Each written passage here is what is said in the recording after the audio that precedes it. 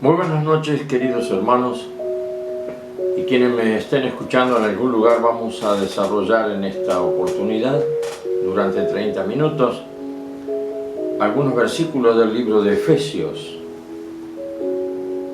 Y vamos a ver en el capítulo 4, habíamos visto ya, incluyendo el versículo 10 del capítulo 4,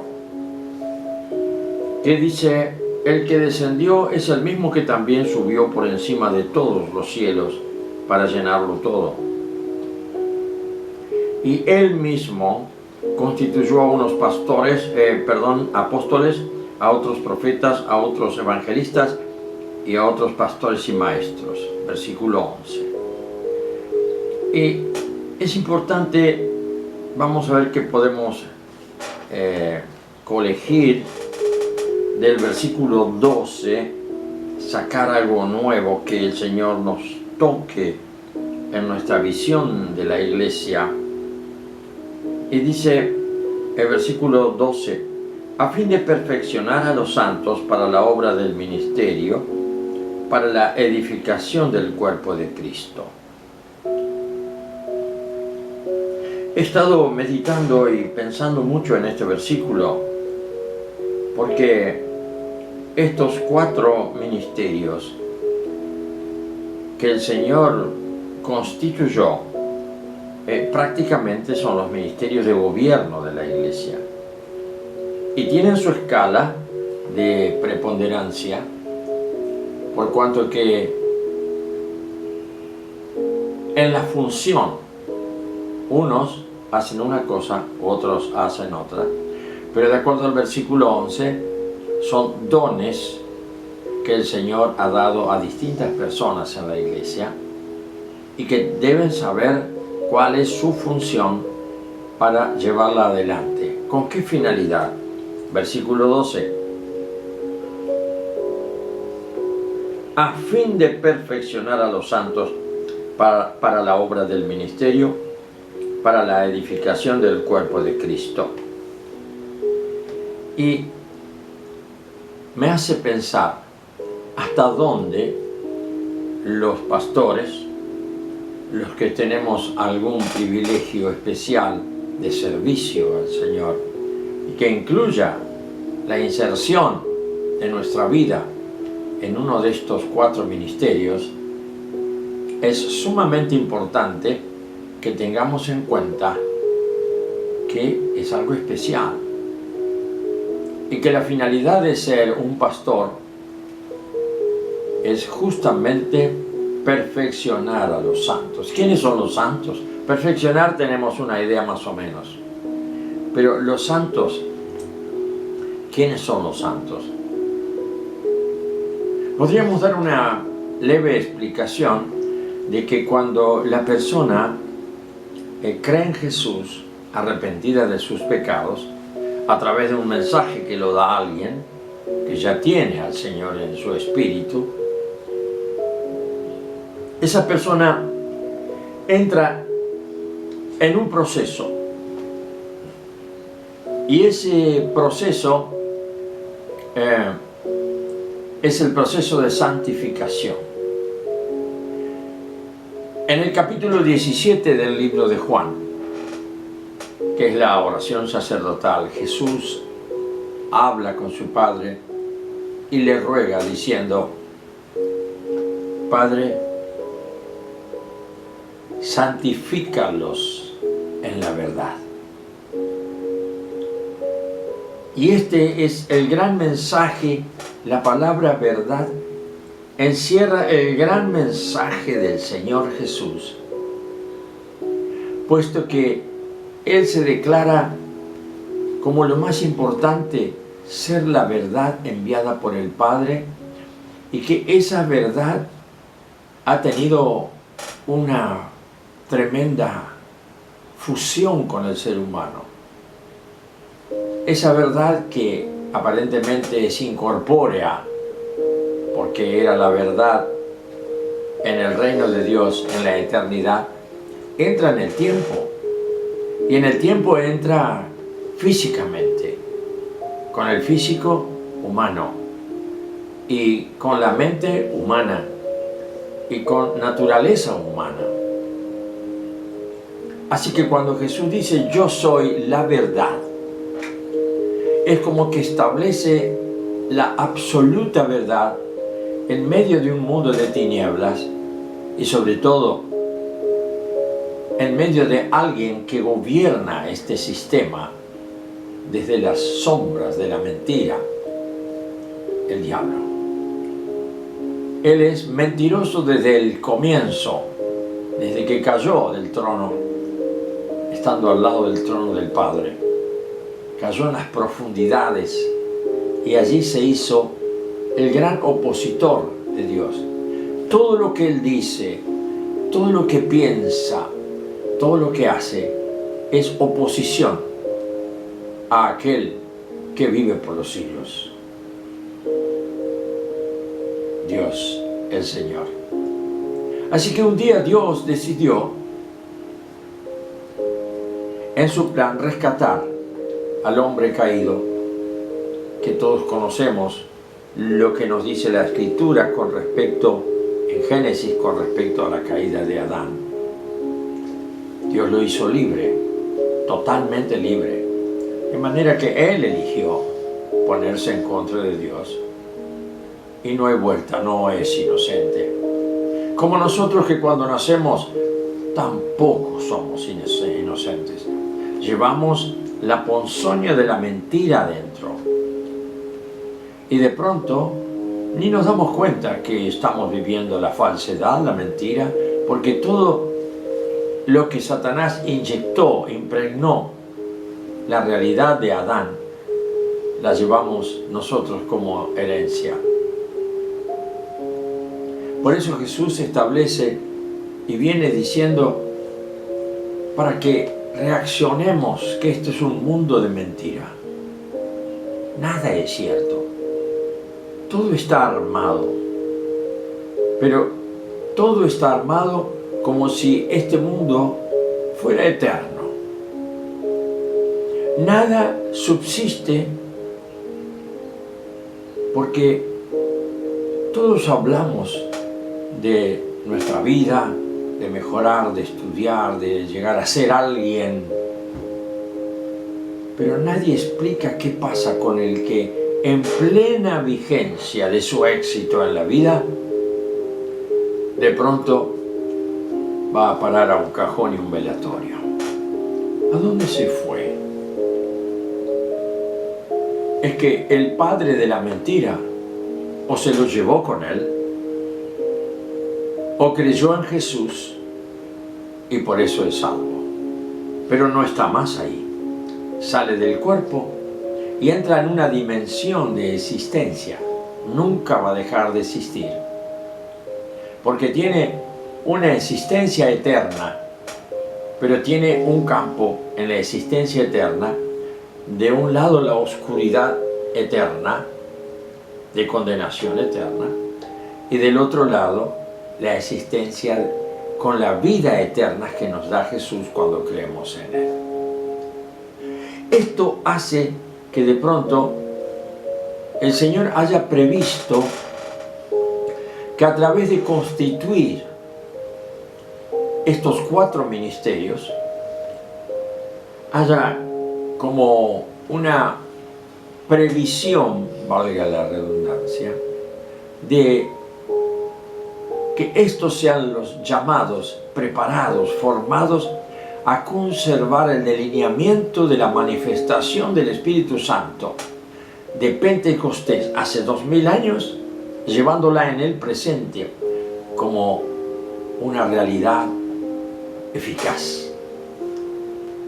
Para que apenas escuchen los escogidos, se humillen y sean aquellos que creen, arrepentidos y son nacidos a una nueva vida. Yo observo el estado de la iglesia en general en este momento y no lo hago con una autoridad sublime ni superior a nadie. Observo y a mi capacidad veo que los fines de muchos hombres de Dios son idóneos, son buenos, son muy interesantes, porque también está el discernir los fines. Pero acá, en este versículo 12, me quedé detenido ya hace un tiempo. En la iglesia del Señor, ¿cuánta importancia se da a la formación generacional, intencional y de una manera, ¿cómo te puedo decir?, adecuada a los tiempos?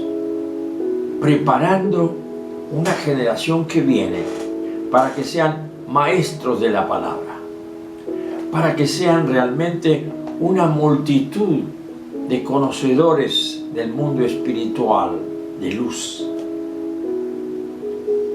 Por eso, ¿cómo podríamos nosotros interpretar esto? Que el Señor constituyó estos 4 ministerios con un proyecto, con un propósito,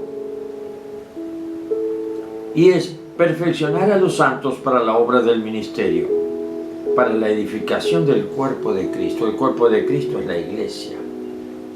¿Qué estamos haciendo? Estamos preparando personas jóvenes que se entreguen, se consagren su vida, consagren al Señor, para estar atentos a que esto es lo primordial. ¿Qué es lo primordial? Lo más importante. Lo más importante es poder preparar a los santos. ¿Para qué? Leamos otra vez el versículo. Para perfeccionarlos para la obra del ministerio. Nuestros ministerios están siendo preparados profundamente con personas responsables de la generación que viene, o nos limitamos a aquellos que somos, que enseñamos las escrituras, que enseñamos la teología, nos limitamos a cumplir un área que nos han encomendado. No extendemos nuestra visión para poder captar qué responsabilidad hay en nosotros, porque la nueva generación de la iglesia está basada en lo que nosotros podamos darle como formación a los santos. Y los santos son todos aquellos, como ya te dije, que el Señor oró y dijo: Padre, santifícalos en la verdad.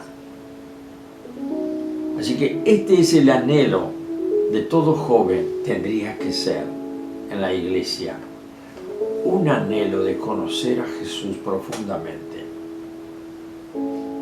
y no quedarse solamente en aprender Biblia, porque por ahí aprendemos Biblia, está muy bien, pero cuidado, no digamos que cuando leemos o aprendemos un pasaje de memoria de la Biblia ya estamos adquiriendo la palabra de Dios. Cuidado, porque eso es muy engañoso.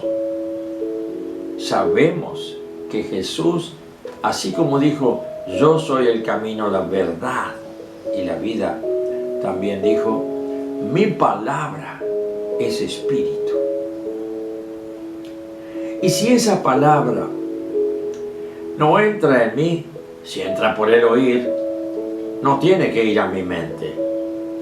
Porque mi mente, y así me lo enseñó un pastor hace muchos años que realmente admiro, ya no está vivo, cuando la palabra de Dios se la escucha y uno la lleva al pensamiento humano, normalmente en la mente no hay salida para la palabra. En la mente la palabra del Señor no opera en mi voluntad. Y yo puedo ser un monumento al conocimiento teológico. Puedo ser doctor en teología, pero puedo estar muerto o dormido al Espíritu Santo.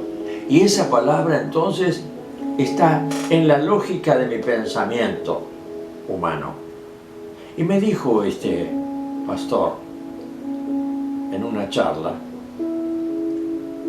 que si la palabra escrita entra al oído o por el oír, dice, y por el oír de la palabra de Dios, ahí está.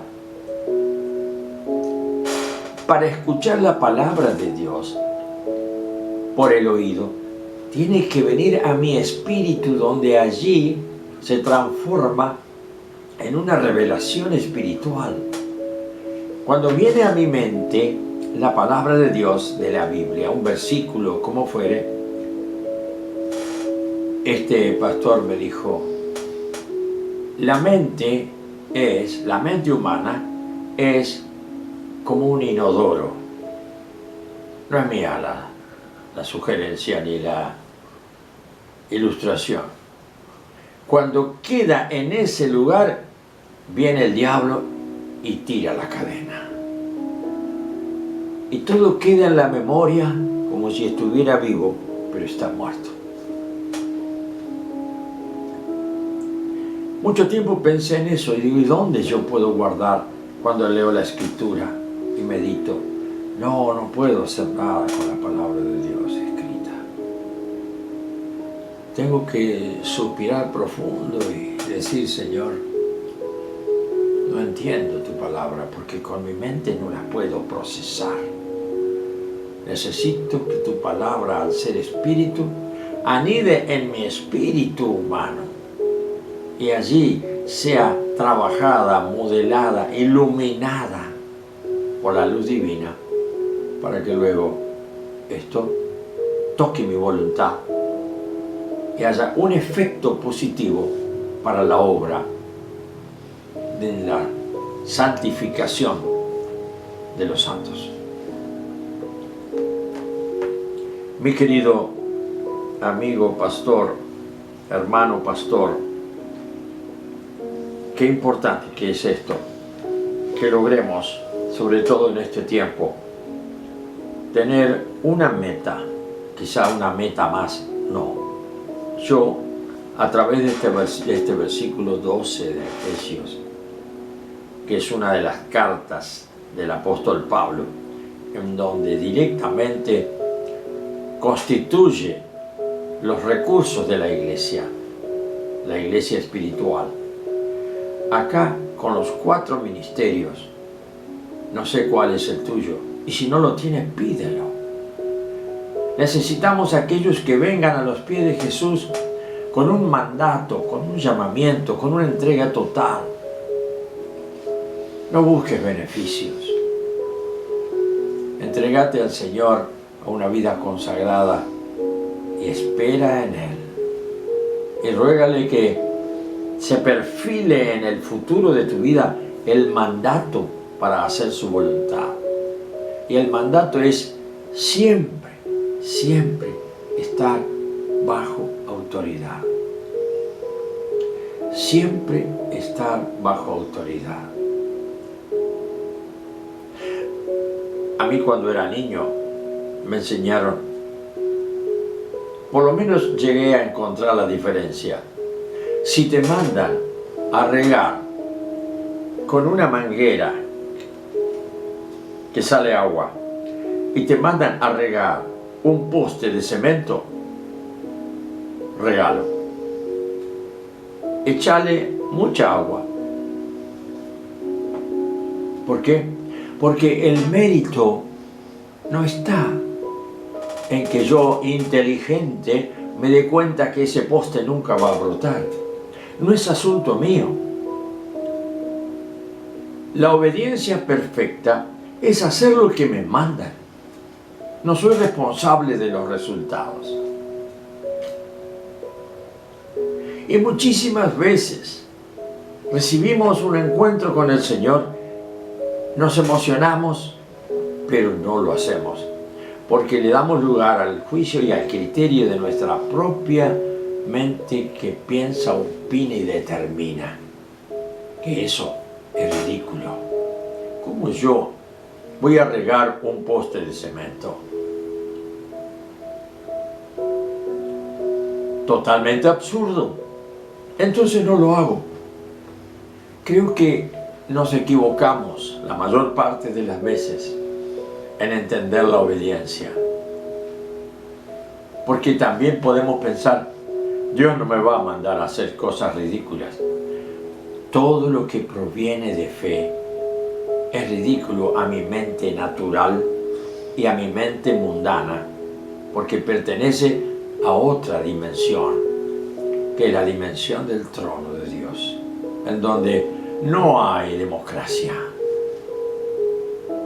solo hay autoridad.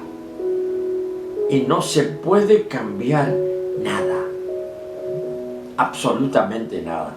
Así que cuando tengas un encuentro verdadero con el Señor, entonces recién comenzarás a entender qué importante que es hablarles a nuestros jóvenes y a todo aquel que recién se convierte, que tiene que entregar su vida.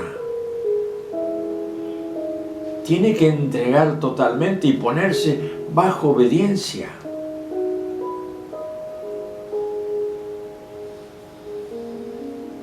Te voy a contar en breves minutos. Yo tuve una historia muy especial hace ya 40 y pico de años o más. Me cansé de fracasar poniendo negocios, pero yo había hecho un seminario y conocí a Jesús y sabía que Él me buscaba en todo. No me podía despegar de Él, pero yo quería hacer lo mío. Fracasé tantas veces en mis negocios y más me empecinado me ponía cuando realmente fracasaba, buscaba, esperaba el tiempo necesario y volvía a abrir otro rubro o lo que fuera. Te voy a contar una historia en detalle. Hasta que un día, por allá por el año 1976, 77, 76 más o menos, mirá de lo que te estoy hablando. Fracaso total. Llegué a mi departamento. Aquellos días vivía en un dúplex en San Justo, Buenos Aires. Entré, llegué hasta el fondo de mi departamento y me tiré. Entré en el baño y me tiré boca abajo, llorando, pero no era de arrepentimiento, sino de bronca por mi fracaso. Pero en un momento dado, todo el largo de mi cuerpo tirado en el suelo, sentí una presión en mi nuca, como algo puntiagudo que me hendía la piel y la carne, sin lastimarme, por supuesto. Y luego miré hacia un costado, por abajo de mi costado. Mis ojos vieron una manga y una túnica blanca y un punzón en su mano. Comprendí todo. Él había estado presente para que yo fracasara en todos mis fracasos. Él había sido el motivo de mi fracaso. Yo sabía quién era. ¿Y saben cuáles fueron mis palabras? Como si estuviera presente Él en cuerpo. Yo solamente vi su mano, su brazo. Y le dije, está bien, me ganaste. Yo había tenido unos años, varios años, de lucha y de guerra contra el que yo sabía que me debía de por vida. Así que en aquel momento, cuando le dije, me ganaste, ahora reconozco que soy tu esclavo. Y comencé mi ministerio en aquellos años con este mandato del Señor, seré un esclavo del trono. Vean lo que digo. Seré un esclavo del trono hasta el final de mis días. Y un día el Señor me dijo, después de un ayuno prolongado de 40 días, te voy a levantar en el ministerio, pero te advierto algo, toda la gloria será para mí. Yo solo lloraba, no sabía más nada, no quería saber nada de lo humano. Y todos mis estudios universitarios y todo eso, nada, ya no me sirve. No me sirve nada de lo que yo quise adquirir, ni en dinero, ni en fama, ni en gloria humana, ni en posesión. Todo lo entregué y me quedé solo a esperar vivir de fe. ¿Por qué? Porque Dios me quería primeramente que yo afloje todas mis tensiones de llegar a algo por mi cuenta. Y comencé a buscar en las Escrituras tantas cosas que me fui convenciendo, sobre todo algunos versículos muy importantes, lo que Jesús dijo: no puede el Hijo hacer nada por sí mismo. Y yo lo tomé para mí. Por eso mi consulta al Señor es diaria. Mi consulta al Señor es permanente. Y más, he ganado terreno. Ya no necesito casi consultarle mucho. Ahora puedo ver su rostro, puedo ver sus manos, puedo ver en espíritu su gloria y percibir, intuir su voluntad en mi vida. De manera que se puede, pero te digo, busca un encuentro con el Señor Jesús. Y si no lo buscas, te llegará solo. Porque si estás elegido para ministerio, para perfeccionar a los santos, Él no te va a dejar y te va a seguir hasta que te rindas, como me pasó a mí. Te cuento este ministerio, este testimonio mío, porque ha sido realmente algo maravilloso que el Señor hizo en mi vida. Hoy no tengo nada. Vivo cada día de Él esperándole, pero lo único que le digo: Señor, que no me falte fe, porque el mundo está enredado y aún en la iglesia hay muchos enredados en insatisfacción, en dudas, en falta de esperanza, y que ya no les una fuerza que les mueva la voluntad, aquel que les habla por dentro y les da órdenes en su espíritu, como que el espíritu humano ya no funciona. El espíritu humano solo funciona unido, entrelazado con el Espíritu Santo en una sujeción total. Este secreto te lo dejo para que veas que en el versículo 12 tenemos un mandato y lo tenemos que llevar adelante, porque pasaremos como todos aquellos que fueron mis maestros y que a los 80 años que tengo, han sido varios, ya fueron. Aprendí mucho de ellos, pero el Señor necesita que preveamos a aquellos que escuchan, aquellos que aprenden de la vida y de la comunión con Dios, de los hombres que durante años han perseverado hasta irse llenos, no de la gloria del mundo, sino de la gloria del Señor. Que el Señor te bendiga esta noche.